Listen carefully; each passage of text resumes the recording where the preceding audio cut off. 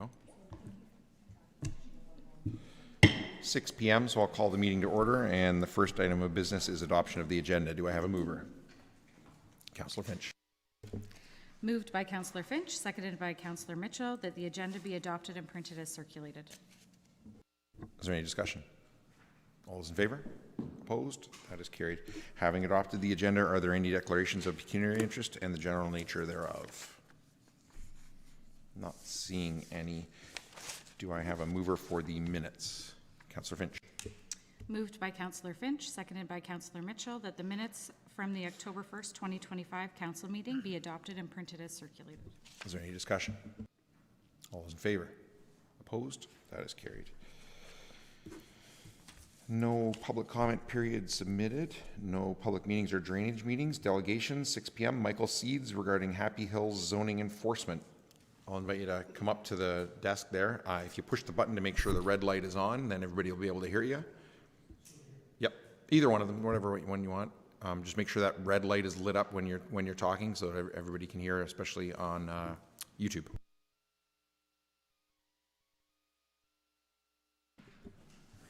Well, I'd like to thank the Council, Mayor Ryan, and allowing me to speak today. My name is Michael Seeds. There's been an issue going on at Happy Hills for a while now, and I came here tonight hoping that you would hear my concerns and act on them. My wife purchased a trailer from Happy Hills a few years ago, and recently we contacted a national real estate company to discuss selling our trailer. They came to our trailer at Happy Hills and did an inspection, took photographs and trailer information, and then we received a call back the next day from the company saying that they could not sell our trailer because it was imported from the U.S. from Commodore Homes and was not CSA compliant. As well, the size of the trailer is too large for the zoning in Happy Hills Campground. So we're basically stuck with this trailer that we can't do anything with. We were also informed by the real estate company that they had a conversation with Commodore Homes in the U.S. that the Bakers had a private arrangement with Commodore Homes to import these trailers for only use at Happy Hills. And that holds true because when you go on the Commodore website, there are no distributors or dealers in Canada that are available to sell their product. So somehow Happy Hills has been able to bring them up to Canada and keep them within the campground. We went to the building department in Zorra and discussed the concerns with the staff there and asked them to investigate. As well, I spoke with the planning department at Oxford regarding the zoning issues and asked them to investigate, and I heard nothing back from either departments, the building and the zoning. The staff were not interested in doing anything with my concerns. One comment that they gave me at the building department was there's only one inspector and they don't have time to be going up to Happy Hills to do anything.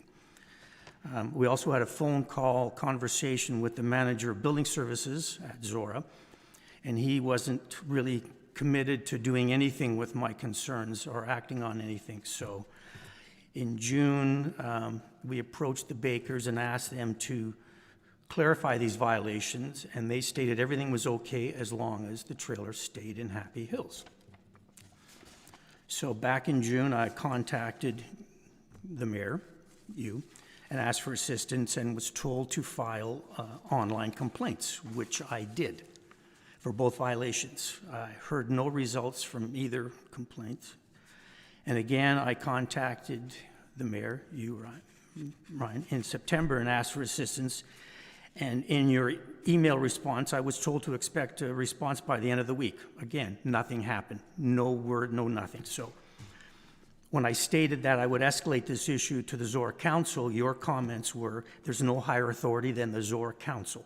So that's why I'm here today to speak to you, because I haven't gotten any results from dealing with the building department directly and the planning and for the zoning directly. So I'm here hoping that you'll listen to me and help me out with this issue.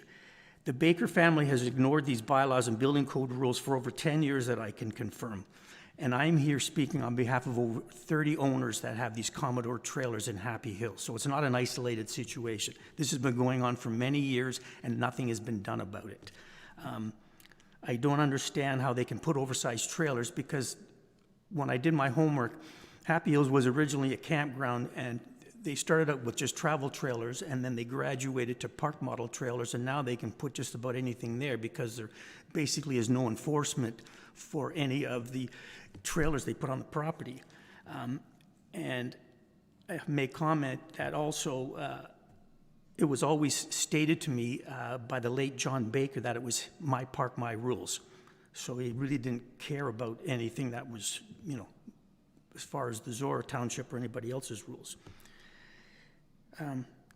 We were also something that does not comply with the Ontario Building Code and the Electrical Authority and the Propane Gas Authority.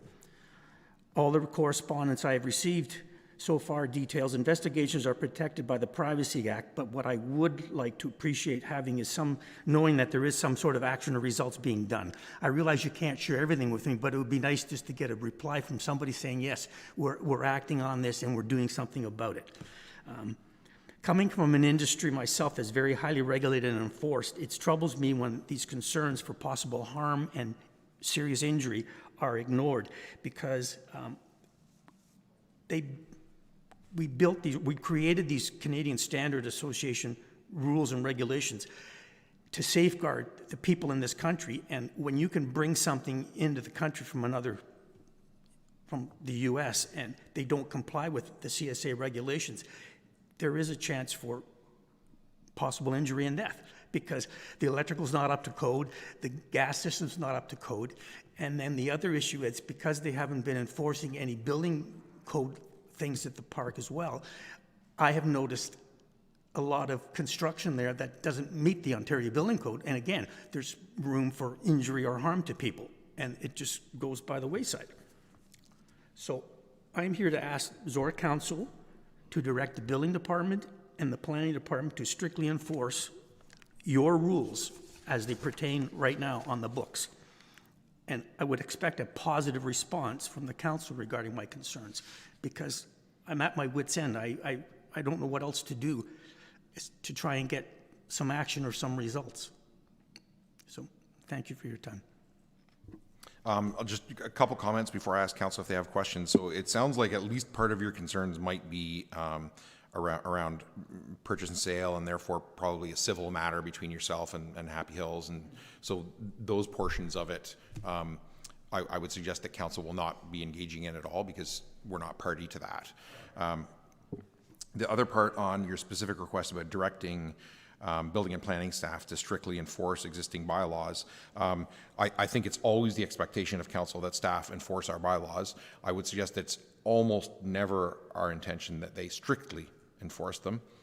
For instance, if they find that fence across the road is an inch too high, they absolutely do not write up a ticket and apply it to their property tax bill immediately, right? Their first goal is to try and find some kind of mediated, negotiated, compromise solution that keeps everybody, if not happy, at least reasonable, right? So I think with respect to strictly enforcing, I think that's almost never the goal, in fact, right?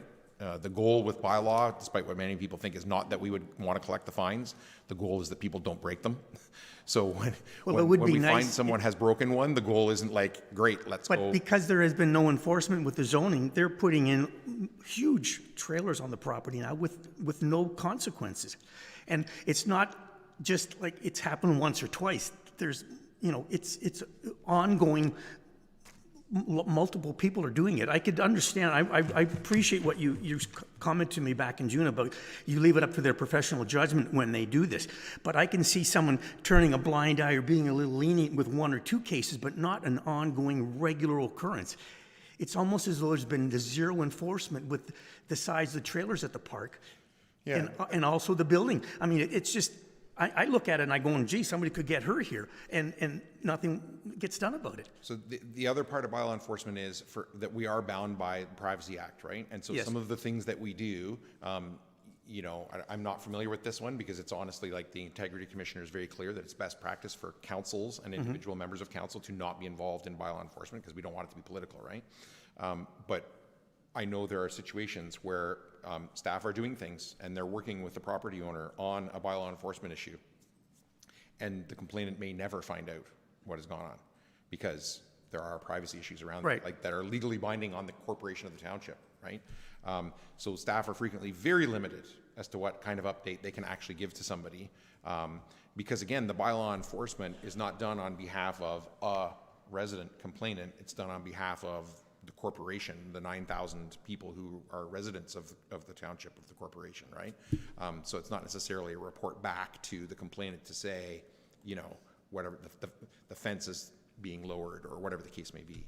So just wanted to say that as clarification around a couple things, and then I'm going to ask council for if they have any questions for you. Questions from council for the delegation?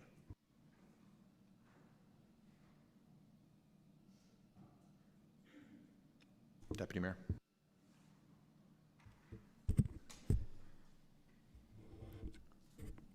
I have some questions after hearing some more information from your presentation today, because I just had sort of the high-level stuff going into it. I wasn't entirely, like, we don't have any knowledge of the background of this stuff unless we're copied in on emails or whatever. As Mayor Ryan said, those matters are private, and we set the policy, and then the enforcement is done separately at the staffing level. I think, you know, you've raised some concerns around lack of response, and I think some of the questions that I have maybe around how does this work and what is the zoning and what is the enforcement might be the same questions that you would benefit from hearing. Based on what you've said today, it makes it, I feel like I'm in a difficult position to know what a forward action would be, because I think there's still a lot of gray area in sort of what the scenario is. So my question is, do you feel like there's, you know, you've asked for action. Do you feel like maybe there's a need for further information to be provided to you, and that may be helpful in you understanding what you might like to do next? More information would be helpful, yes. Obviously, the people that enforce the building code and the zoning are hired employees, and we're relying on them to use their judgment. But when this issue at Happy Hills has been going on now for, from what I can find so far, over 10 years, with no consequences for the actions. This isn't something that just happened yesterday or last week or last year. This has been going on year after year after year with no consequences. It's almost like carte blanche. They can do whatever they want there. And that's really disturbing for me, because I come from an industry where you had to have rules and regulations, permits, inspections, approvals, everything else. And Happy Hills goes, I'm sorry, I can do whatever I want. And it's just, you know, it irks me that they get away with it. Because they're breaking the law, number one, because you can do any homework or any reading you want, and you're not allowed to bring a U.S. product into Canada unless it's inspected and tested and approved to meet our requirements here. And they're doing that. And the staff is, because they're not going and inspecting them, they're getting away with it. And it's wrong. I mean, I don't know what more to say. Yeah, you can bring something in from the U.S., not a problem, but you have to have it inspected and tested and checked out by our people here, our professionals, not the Americans. And they're not doing it, and they never have done it. So that's what I'm, you know, I don't know if the council is in charge of the employees at the building department and the planning department. Obviously somebody is, but they need to get forceful with them, because the owners of Happy Hills don't care.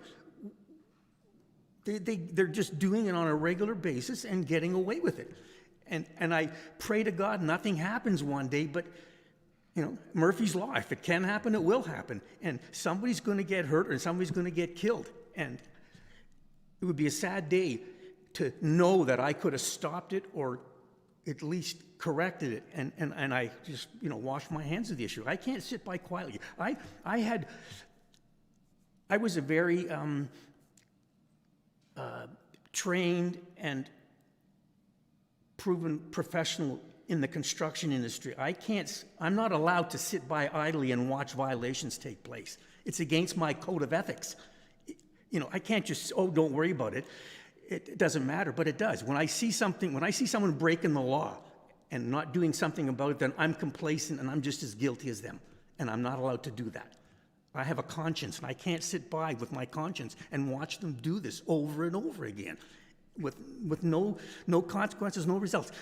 I don't care if you just, pardon my English, sue their ass off and penalize them for all their infractions. At least they would wake up and realize they can't just do it. Because right now, they've been doing this year after year after year and getting away with it. So I'm going to ask staff a question I'm going to attempt to get you some kind of answer here. I'm pretty sure that you're not going to get all the information that you want, because as I said, under the Privacy Act, we're limited as to what kind of response we can get. So I'm going to ask the question to staff, and we'll see if we can get you some form of answer. So are our staff working on this issue, I guess is my question.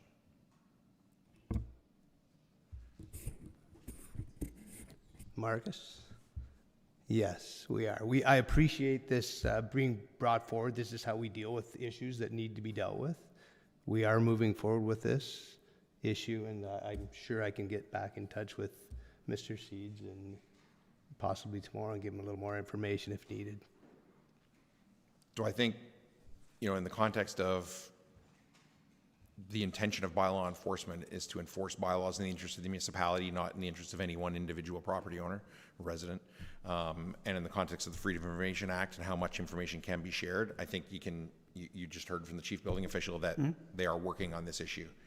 I don't think it would be appropriate, frankly, possibly not legal, for us to even say what working means. But Well, I guess I was a little optimistic when I kept getting these replies from the staff, including yourself, that said someone would get back to me in the time frame, and I hear nothing. When somebody says to me, I'll get back to you by the end of the week, and that week passes, and then 2 weeks passes, and a month passes, I get really, I get frustrated. Like, what am I supposed to do? Don't commit to getting back to me if you're not going to. I'd rather have you be truthful and honest from the start and stop, stringing the carrot in front of me and dragging me on for weeks and weeks and weeks, because this has been going on for months. And that's why I finally, on your recommendation, came to council, because nothing's getting changed. The park is still doing what they did 4 or 5 months ago. Nothing's different. I could see if they don't want to share it with me, but I would being on the property, I would see there are changes, and I see that there are corrections being done, but right now there's nothing. I don't see any visible change or rule enforcement, and I would be the first person to see it. any other questions from council? Not seeing any. Thank you. Thank you very much. Next item of business is 9.3A, Financial Services Report 2025-107 from the Manager of Financial Services Treasurer regarding the method of the calculation of the annual tax rate. Manager Grogan, is there anything you want to highlight for council? Nothing to highlight. Happy to take any questions. Questions from council on the report? Councillor Mitchell. Yeah, I sent Kim 3 questions. They were 1 or 2 lines long, and I got a page and a half of answers. And I really appreciate the effort that and the detail you put into the answers. And so I'm going to ask the questions, and Marcus, you're going to enjoy this. First question. There have been changes to the tax ratio for aggregate extrication properties in recent years to better reflect their value as industrial versus agricultural operations. What is the current situation with aggregate extrication property taxation? Thank you for your question. Aggregate properties in 2025 are being assessed by MPAC under methodology that was established in 2024 with the creation of the new aggregate extraction industrial tax subclass. The creation of a new property tax class or subclass does not in itself result in an increased tax revenue, but rather shifts the burden of taxation amongst tax classes and properties. Assessment classed as aggregate extraction in the industrial tax class is taxed at 2.140048 times the residential tax rate.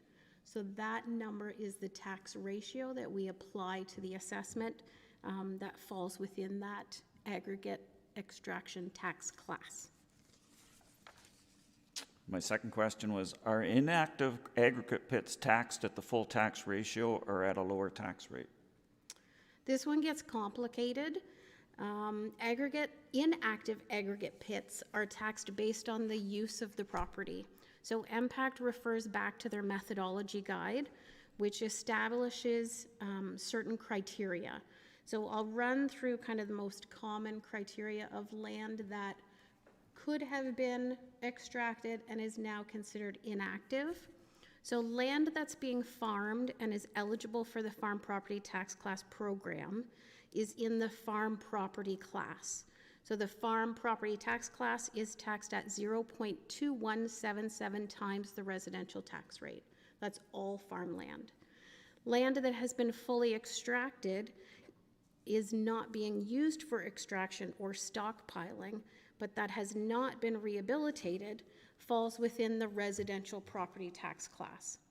Land that is used for processing of aggregate materials that is extracted from the subject license area or that has been extracted from another property, including the area occupied by machinery related to washing, screening, either mobile or stationary, areas of access to that machinery, the area comprised of ponds designated for settling, the area comprised of ponds used for source of water for washing, or any lands used by trucks and other vehicles involved in any of the activities is found within the industrial property tax class.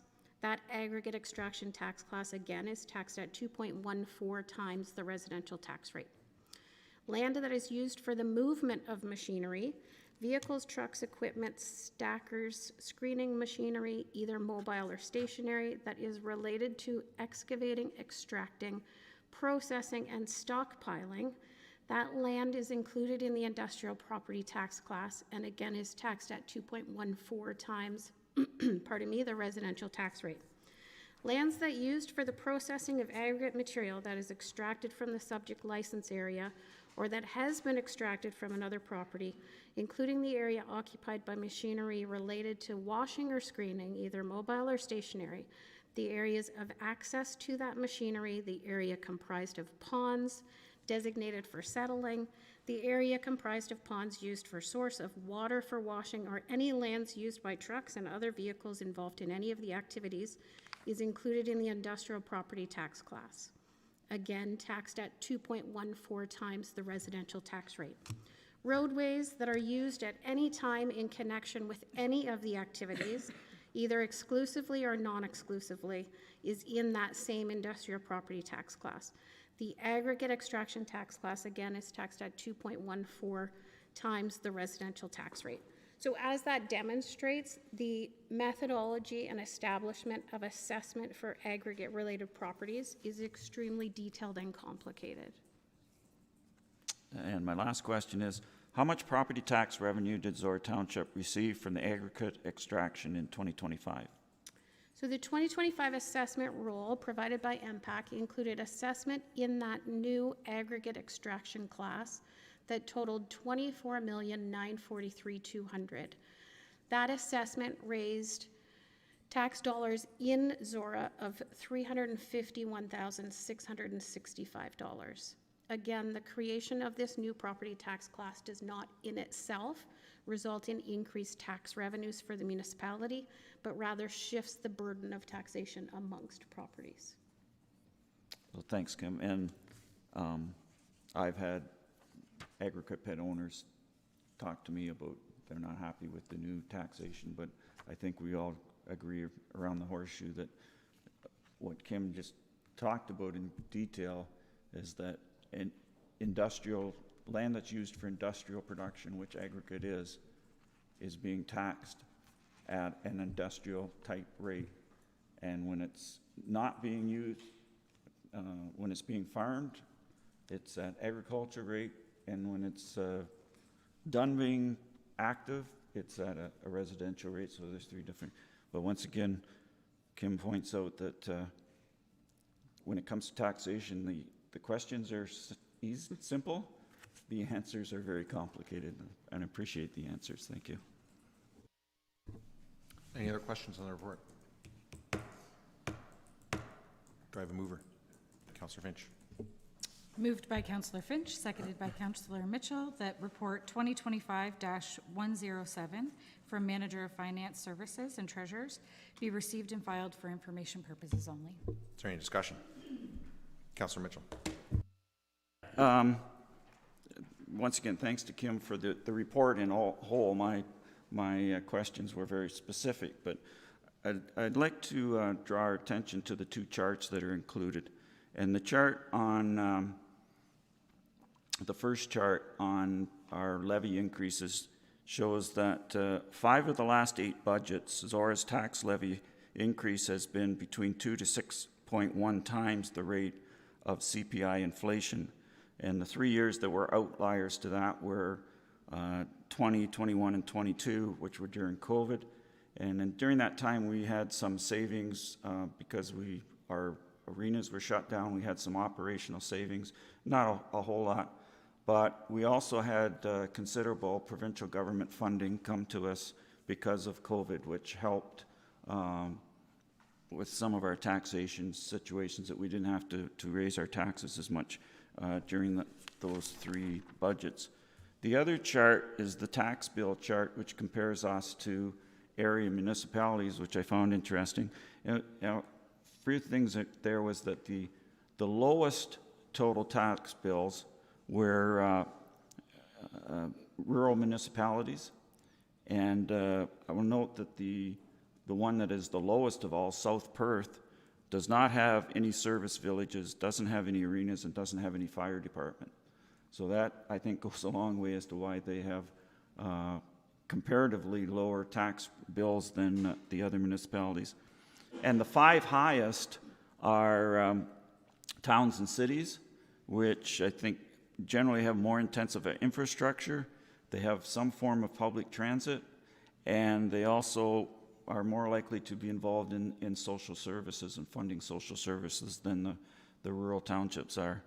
I would also point out that, well, when you look at the chart, Zorra's in the middle, and it's always good to be in the middle on these sort of things. We are in the top end of the rural municipalities as far as our average tax bill.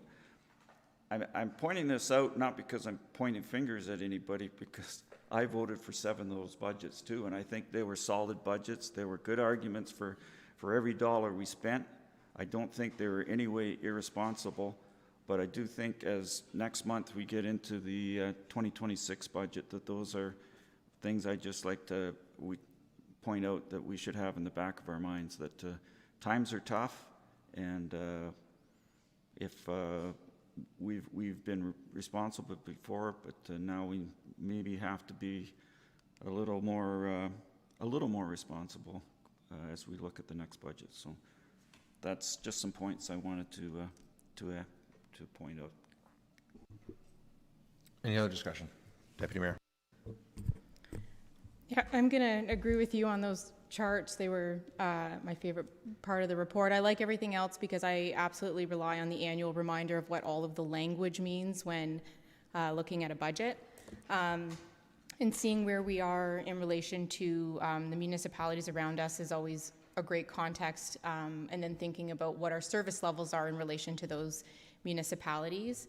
But one comment I wanted to add to Councillor Mitchell's comments around the budget increases and sort of the impact of not being fully operational during COVID and also receiving funding from other levels of government.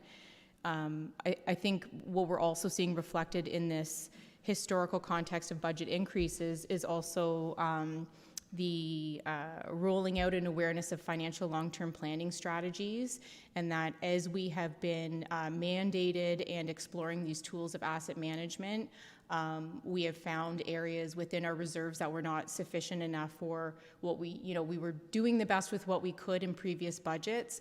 But I also just wanted to highlight that some of the increases, as they did start to creep up, really were in relation to those funding gaps that were identified through those processes. Councillor And in response to that, I fully agree with you. As I said, they were responsible budgets for multiple reasons, including the reason you just talked about, that as we were given more responsibility for our long-term asset management, we responded in kind. So. Any other discussion? A couple things I would say is one is on the aggregate part. I am happy to see that aggregate properties are paying more than the rate that they were before, but what this council and through TAPMO additionally asked for was that they pay the industrial rate, and they're not paying the industrial rate. They're paying, almost a half a point lower than the industrial rate, which would be more money, again, as the manager said, not directly, not a tax loss to the township, but it would defer the cost on residential taxpayers further. And I find that particularly unacceptable when we know that the demand for services that we provide is disproportionately falls on aggregate properties, not on residential properties that frequently live immediately adjacent to the aggregate property and are the ones that complain about the issues of their aggregate pit. With respect to the tax increases that we've had, when I look at this, if I don't look at the levy increase, but I look at the tax rate increase, 3 of those 8 years, the rate increase that residents experienced was 0 or less, 0 or a reduction in rate. And when given that there's going to be variability from year to year, that we work hard to reduce, but there is going to be variability. To me, when I look at that rate increase over all that time, I think it's very responsible, especially when you consider that over that same 8 years, there's been significant service level increases and significantly better through our asset management plan, and in particular, 2 facilities that we built in the last few years, significantly reduced future cost of asset management and risk for those things. And especially when you look at 2025, if you take out I think the levy impact of the OPP cost deferral that we got was around 1.3%, I think was about the levy impact. And when you take that out of the rate increase, you're looking at, 2.3. CPI was 1.9. If we had knocked that off last year, it'd just be on there for 2026, So I think that's good. With respect to the comparisons to other municipalities, I think there's a few of them that are worth noting. Like Perth South, in addition to the things you said, also doesn't have any recreation facility to speak of. Same as Southwest Oxford, no recreation facility to speak of. I'm pretty sure that nobody in Zorra Township could run on successfully on a campaign of, I'll lower your tax rate, but we're going to have to close a rec facility. So I think, there has to be a little bit of reality in there, and that some of those are simply not attainable as long as you're going to have 2 ice pads in 2 separate facilities. You're just never going to get to a Perth South or a Swax number, in my opinion. And then, Thames Centre is a whole different thing because that's in a county structure, which in name we're in a county structure, but we're actually a regional government, so the division of services, yeah.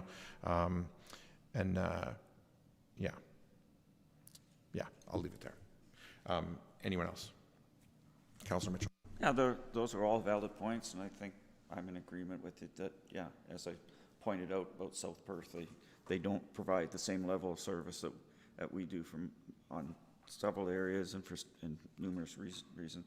And as far as pointing out our tax levy increase,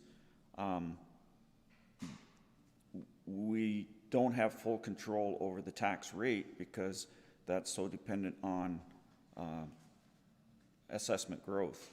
What we do have full control over is, I shouldn't say full control. Some control over is a tax levy increase, and that was, as I said, I think we've been responsible, but as we go into a very, very tough budget time, I just wanted to point that out. And as I said, when I'm pointing fingers, they're coming back at me too, because I voted for all these budgets. Any other discussion? All those in favor? Opposed? That is carried. And 9.4A, Legislative Services Report 2025-097 from the Strategic Initiatives Coordinator regarding annual ZMC energy consumption and solar panel feasibility. Coordinator Sukraj, is there anything you want to highlight for council before I ask them for questions? Not at this time. Just happy to answer any questions. Questions from council on the report? Councilor Mitchell. Yes, Jacob. what I'm going to focus on is the, to me, unexpectedly high electricity costs of this facility here. And it would appear, based on the charts that you included, that the majority of the electricity is being used in the child care center, because if you look at the first couple of months where the child care center wasn't open yet, we were just getting up to speed here. Electricity use was minimal, and then as the child care center came on board, it went up and up. So that's going to be my focus of the questions, as you know. My first question is there only one hydrometer for both the township office and the child care components of the ZMC? Thank you for the question. Through the mayor, correct. There is currently only one hydrometer for both components of ZMC, so the office and the child care facility. We receive a combined bill from our utility provider for the whole facility. Okay.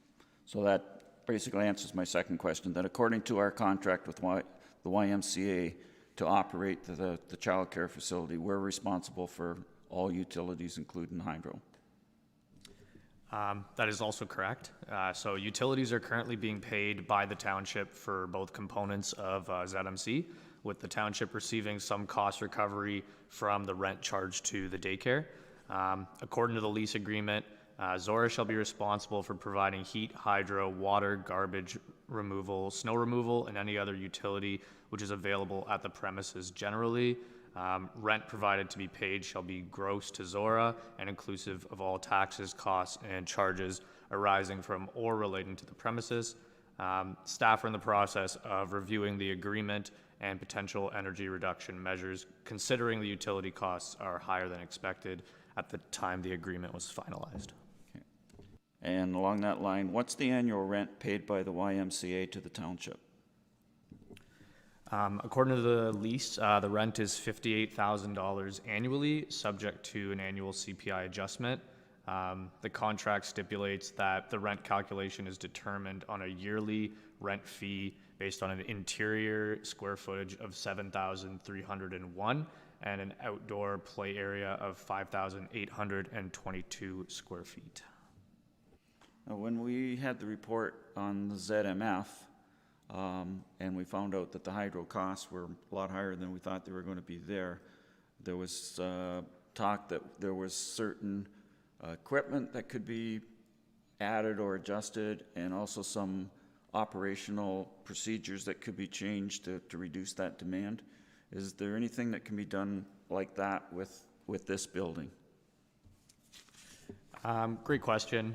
Staff are currently examining the equipment usage and procedural changes to reduce the demand charges. However, this is an ongoing process. A further investigation of what equipment and systems contribute to the spikes in demand is necessary and ongoing as well. Staff will be looking into further measures at both the office and the daycare for managing energy consumption, so a uniform approach can be undertaken for the facility as a whole.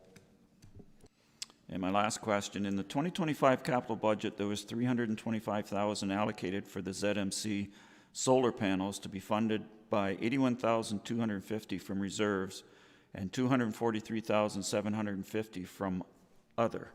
What's other funding?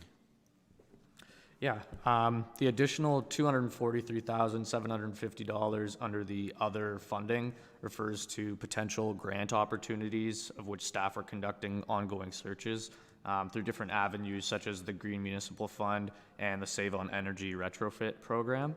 At this time, grant opportunities for this project have been limited, but efforts are ongoing to secure additional funding.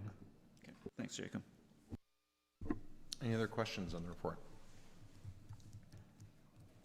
Not seeing any. Do I have a mover? Councilor Mitchell.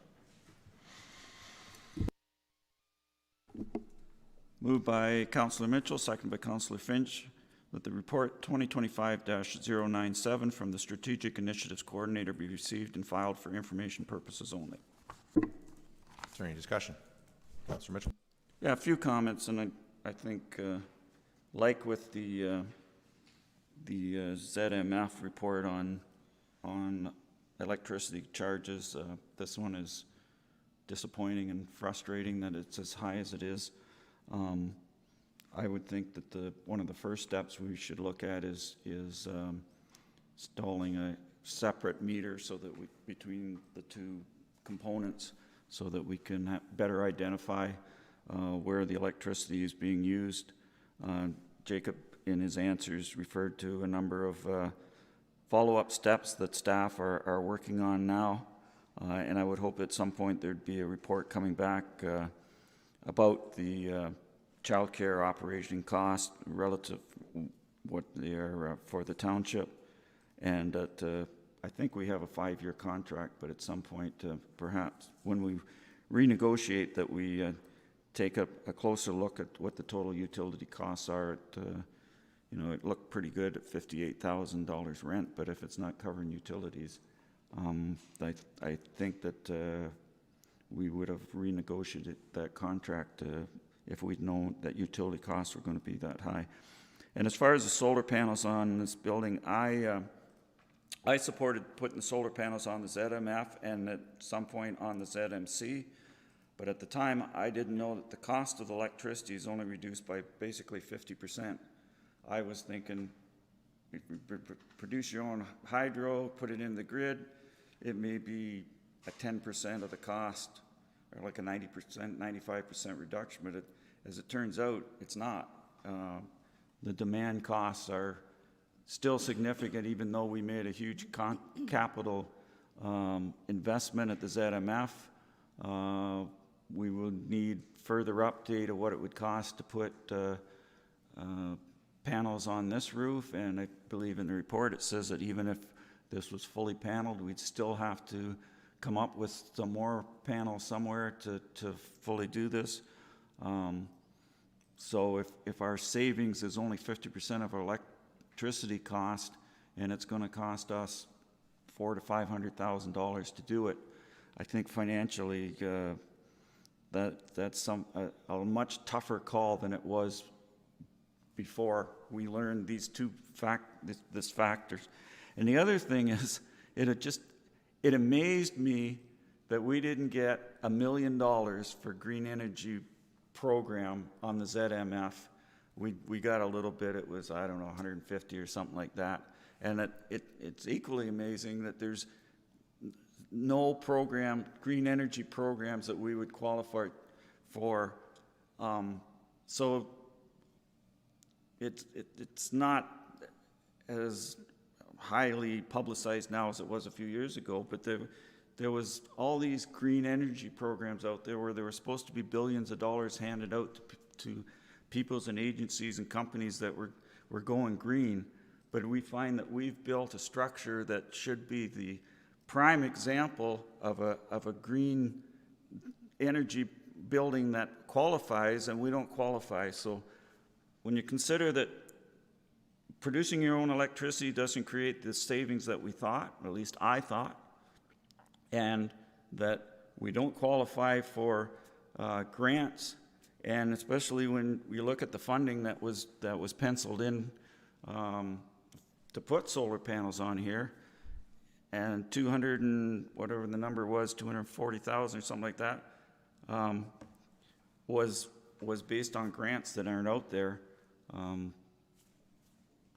It makes me think again about how quickly we do actually put the solar panels on this building. And I'm not saying that we should never put them on, but now that we know more of how this whole situation is, it's second thoughts for me anyway. So that's my comments on the report, and thanks, Jacob. Any other questions on the report?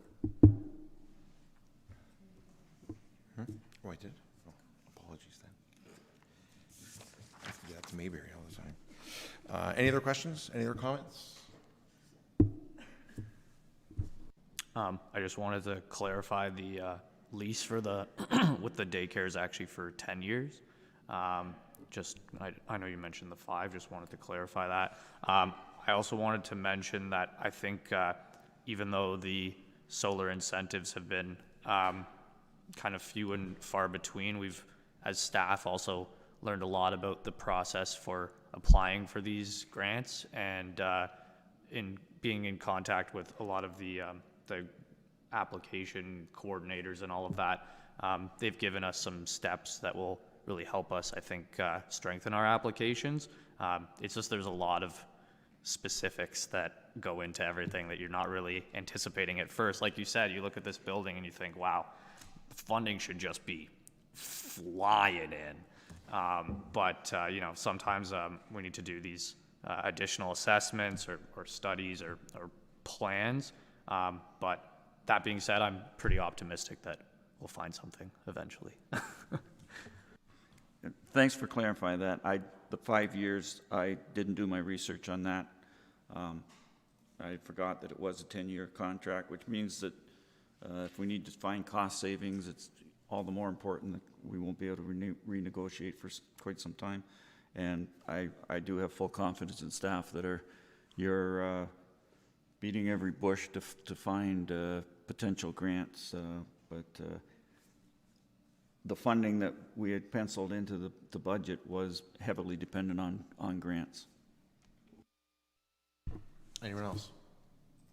I find myself for like the second time in 2 or 3 meetings where I hate this report, but I also agree with it entirely. Like, I mean, it's very responsible. It's a thorough analysis of the situation and what we wanted to do and why these are the recommendations. And I think the answers in the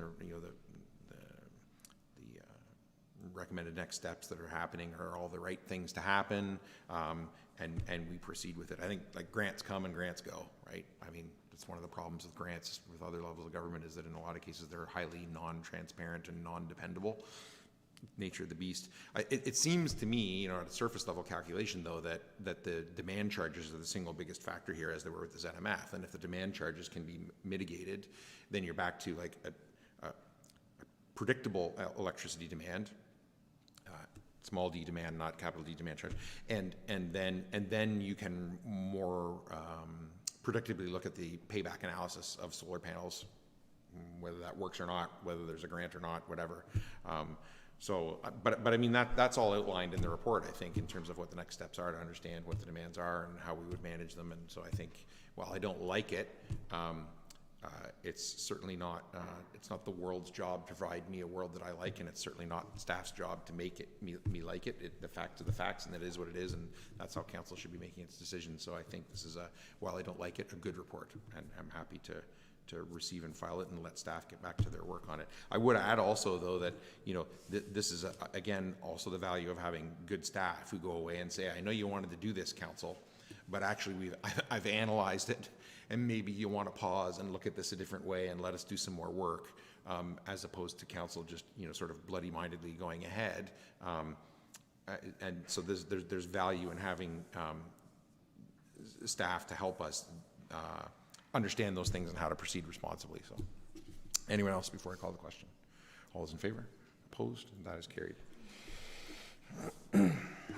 9.4 Legislative Services B, Report 2025-101 from the Deputy Clerk, Legislative Coordinator regarding annual fees bylaw amendments. Deputy Clerk McLaughlin, is there anything you would like to highlight for Council before I ask them for questions? No, I'll just leave it open for questions. Questions from Council on the report? Councillor Mitchell. Just one question, Maggie, and as I said before the meeting, is it more of a stir the pot question than something I'm advocating for? But my question is, I understand that the lower fees where the change would be less than 25 cents are not increased when handling cash transactions. Why aren't all fees for services where the township no longer accepts cash not automatically increased annually? So, like looking at rec fees, as you mentioned, they are rounded to the quarter. We do that just to stay consistent with what's done in the past. But with that being said, I will note that in future years, when we do the CPI calculation, it's done on the number before it's rounded down. So the amount does continue to increase year by year. So it's being increased, but not being passed on in where it's less than a quarter, okay? Exactly, yeah. And what got me thinking was, I'm still one of those people that pumps gas, and when you used to pay by cash, when it clicked off, you went up to the next dollar. But when you pay by card, doesn't matter. When it clicks off, you quit pumping. So I just thought, well, if we're not taking cash on a number of programs, why do we care if it's 25 cents or 50 cents? But like I say, I'm not advocating for it. I just thought I'd ask the question. I'm having flashbacks now in my job pumping gas. I'm trying to boom and stop on the zero. Any other questions on the report? Do I have a mover? Councillor Mitchell. Moved by Councillor Mitchell, seconded by Councillor Finch, that Council approve the fees bylaw amendments are proposed in Report 2025-101. Any discussion? Councillor Just Mitchell. a quick note that I'm glad that we adopted the policy that this automatically goes up by the cost of inflation rather than every year having a report where we go through line, well, should we put ice up by this much? Should we do that by that much? We have a policy, it's slam bang, and aside from one stir the pot question, it's pretty easy to go through. Thank you. Anyone else?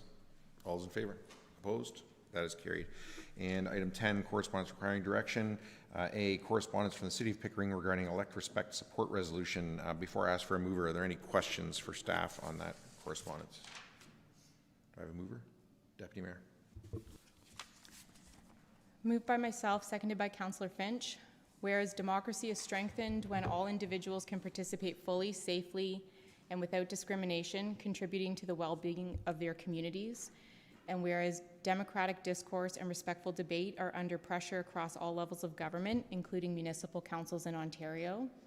And whereas elected officials are increasingly facing harassment, threats, intimidation, and unsafe work environments, which undermine personal safety, deter civic participation, and erode public confidence in democratic institutions. And whereas social media platforms, while enabling legitimate discourse, have also amplified abusive, discriminatory, or threatening behavior for many, often disproportionately affecting marginalized populations, discouraging many from seeking or remaining in public office. And whereas freedom of expression is a cornerstone of democracy and must be safeguarded, even as we combat unlawful harassment, violence, and hate. And whereas the Association of Municipalities of Ontario's Healthy Democracy Project has identified troubling trends in declining voter turnout and a reduction in candidate participation at the municipal level. And whereas grassroots and national initiatives such as Halton Elected Representatives campaign and the Parliamentary Civility Pledge, led by the Canadian Association of Feminist Parliamentarians, demonstrate a growing commitment to fostering respect, safe and inclusive environments in political life. Now therefore be it resolved that the Council of Zorra Township supports the principles of the Elect Respect Pledge to treat all persons with dignity and respect in public, private, and online spaces, reject and call out harassment, threats, unlawful discrimination, and personal abuse, focus public debate on policies and ideas rather than personal attacks on identity-based commentary, build a culture of safety and inclusion, ensuring that individuals of all genders, identities, backgrounds, races, sexual orientations, ages, and abilities feel empowered to run and serve in public office. Call on relevant authorities to investigate and respond to threats of harassment directed at elected officials in accordance with applicable laws. Model accountability and integrity by holding ourselves and one another to clear, transparent, and legally grounded standards of conduct. Defend freedoms of expression while actively opposing abuse and intimidation in all forms, as well as encourage elected officials, political organizations, municipalities, and members of the public to sign and support the Elect Respect Pledge by visiting electrespect.ca, and directs that a copy of this resolution be sent to the Association of Municipalities of Ontario, Ontario's Big City Mayors, FCM, members of provincial and federal parliament, the Ontario Provincial Police, the Royal Canadian Mounted Police, all municipalities in Ontario, Halton Elected Representatives, and Canadian Association of Feminist Parliamentarians. As the mover, would you like to speak to that? Yes, please. Hopefully it'll be shorter than the motion, but no promises. So for those watching at home, council receives correspondence from municipalities around the province, and we can choose to take those correspondence and put them on our own agenda if we would like to take issues that our neighbors are experiencing and share them or discuss them or support them here. And so when I was reviewing what was in that list, this topic was there from multiple municipalities. And so I pulled this out actually because of Councillor Finch's recent Zorra Now article, both encouraging others to run for office and sharing slivers of her experience. So hopefully she'll have some comments on this when I give up the floor. I also picked this one specifically from Pickering, which is kind of irrelevant, but I picked it because of, I was sitting behind Councillor Mara Nagy at AMO in 2024 as she stood in front of the ministers in the forum and pled for legislation to hold elected officials accountable for egregious acts of harassment, detailing the horrific experience she was having, and I'm guessing still may be, while serving her community.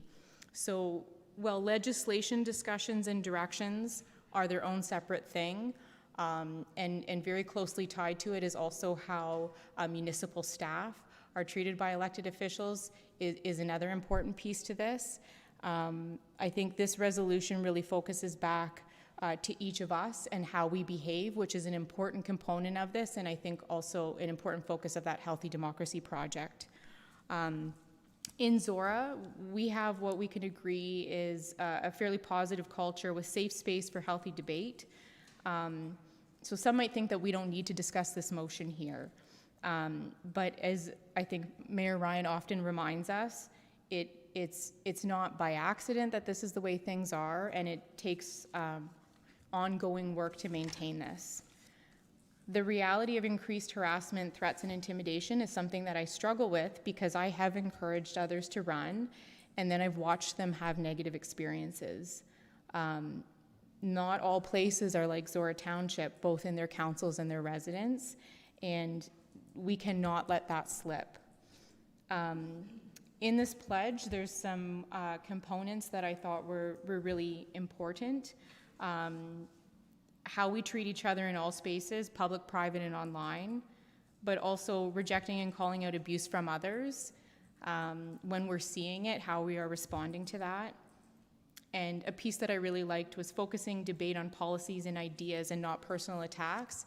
And that is something, my most favorite part about being in this seat is that this has been 7 years of having the opportunity to debate policies and ideas instead of people, and that is, I think, really rare in life and really rare in municipal government. Politics has both a present day but also a historical culture of theatrical sparring at all levels of government. We see it everywhere, and I think it's easy for politicians to mirror that. I was recently watching a Netflix documentary that had some Toronto City Council conduct from some now prominent leaders in our province, and some behaviors that were pretty disturbing, that I have never seen anything like that in this council chamber, and I don't think that I would be serving on this council if that's how we spoke to each other and how we treated staff. When we can show up here and be willing to bring forward our analysis, our perspectives, our reflection on any given issue, we're providing what I think is actually fairly unique in Ontario in terms of return on investment for residents on their property tax dollars. So I support this as an ongoing reminder to the value of how we represent our constituents in these seats, but also hopefully as an encouragement to leaders around the province on how this work can and should be done and the value that they provide for those who live and work in their communities that they represent. Councillor Finch is the seconder. In my fall article of Zorra Now, reporter Stu Slater referenced some information I'd like to share. A University of Calgary study published in 2025 stated that harassment in local politics is increasingly becoming the slated reason that local politicians resign early or choose not to seek re-election. A survey of 1,633 municipal representatives across Ontario revealed 63% indicated they had experienced some form of harassment, with 12% perceiving the harassment was targeted based on gender and 4.4% perceiving it was targeted based on race. 75% of these who experienced harassment did not have a perception that it was directed towards a particular identity. Nearly 80% of the respondents said harassment is either not a problem, 39.6%, or somewhat a problem, 38.3%. The study noted a much smaller portion of local politicians said harassment is a big problem in their municipality, 6.8%. With this study published in 2025, these numbers are appalling. As a first-term councillor, I do feel I have had challenging conversations, and I knew that was going to be a part of taking the seat. Seeing others dealing with this is heartbreaking. When most get into these roles wanting to contribute in a small way and try to do better for their communities, being an elected official on social media, I think also opens doors for keyboard warriors, and a few times I have pondered deleting those accounts. I know a few councillors who choose to have no social media presence, and a few have social media accounts and tend to take breaks from those accounts when it becomes overwhelming. I think everyone needs to remember the 24-hour rule for those wondering what it means before responding to an emotionally charged event, and to prevent impulsive reactions in a person should wait 24 hours. I do hope everyone takes the time to sign the Elect Respect Pledge and show support to all elected officials sitting in the present seats and those considering entering an election in the years to come. Thank you, Deputy Mayor, for bringing the resolution forward. Anyone else? Councillor Mitchell. Yeah, I'm going to support the motion, although I'm not a big fan of taking pledges. I think in some cases they're just symbolic gestures, but I think in this case this is more than a symbolic gesture, and it's important. It's something that we as a council support. There was, you may have noticed that what the Deputy Mayor read deviated slightly from what was on the agenda, and there was one paragraph in there, and I'll read the original. It says, "And whereas social media platforms, while enabling legitimate discourse, have also amplified abusive, discriminatory, or threatening behavior, disproportionately affecting women, racialized persons, Indigenous peoples, LGBTQ+ persons, and persons with disabilities, discouraging many from seeking or remaining in public office." And I was not comfortable with that part of the motion, because whenever I read the listing of that I just read there, it always jumps out at me that there's one group that's not represented on that checklist, and that's me. That's my group, my demographic, and that bothers me in some way. And though, as Councillor Finch said, I'm one of the councillors that is not active on social media, but I have had some levels of harassment, even though I don't check off any of those lists there. One of our, I think probably our third or fourth meeting that we had, we approved a zoning for a marijuana grow-op. And that evening I had somebody come to my door and accost, not physically, but threaten me in some way because of the decision I made. Fortunately, nothing like to that degree has happened since. I thought, holy crap, what have I got myself into if this is going to happen on a regular basis? It hasn't. But I want to thank the Deputy Mayor and the mover and the seconder for reaching out to me last night in an email, and I responded with my concerns about that particular paragraph, and we followed that up with some discussion before the meeting tonight, and she agreed to changed the wording slightly to make it more comfortable for me to support this.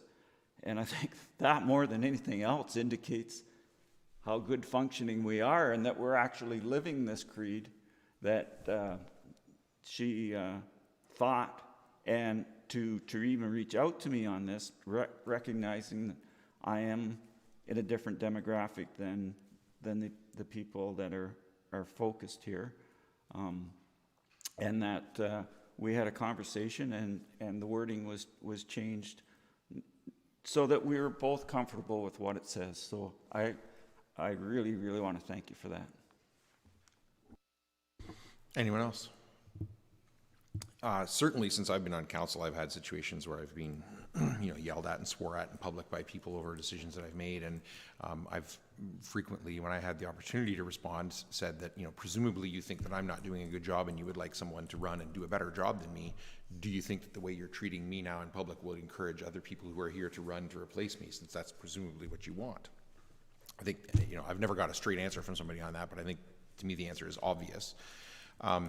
I'm also acutely aware that as a 55-year-old presumed heterosexual white man, that I know for a fact that other councillors that I know around the province who are not that get way worse than I do, way worse. I think in a large part, when you look through the therefores numbered in this, they're almost, if not entirely, covered by our code of conduct and most codes of conduct. So you could make the case that we don't need to do this, that we have this, it's in our code of conduct. Two things on that. One is, I think there's been several rulings by integrity commissioners over the last few years that, in my opinion, really put the burden back on the head of council to govern the conduct of council in council meetings. Obviously, I can't govern any of your behaviors outside of the council meeting, but in the council meeting, we have a procedural bylaw and a code of conduct that it's up to me to attempt to enforce. As you've said, thankfully easy here, historically, anyway. Night's not done. But I think that's a reality, right? That like several integrity commissioner rulings recently have, and conversations that I've had with the integrity commissioner about other issues where they've sort of said, not going to rule on that. You make that or don't make that happen in the council meeting. You have the power as the head of council with the procedural bylaw and the code of conduct. So notwithstanding whether everybody agrees or disagrees with that, that puts that burden back on a council and their head of council to do that. The second thing is that even though it's in codes of conduct all over the place, it is a problem. It is a problem. Not here, but it is a problem. I know people who are struggling with this, and they are struggling because, the avenues of getting their head of council to enforce their procedure bylaw and their code of conduct can be hard. The avenue of going to the integrity commissioner and finding out whether the things that have happened violated or not, it's available, but that's a hard process. That's a really hard process. And frequently what happens is counter complaints, which then are, really you're in a whole other world as a council then.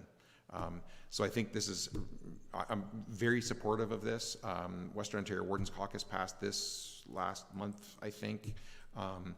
I know the Mayor of Burlington, Marianne Mead Ward, is a big champion of this. I would be very happy to tell her that Zorra Township passed this. So I'm very much in support of this. Anybody else before I call the question? All those in favor? Opposed? That is carried.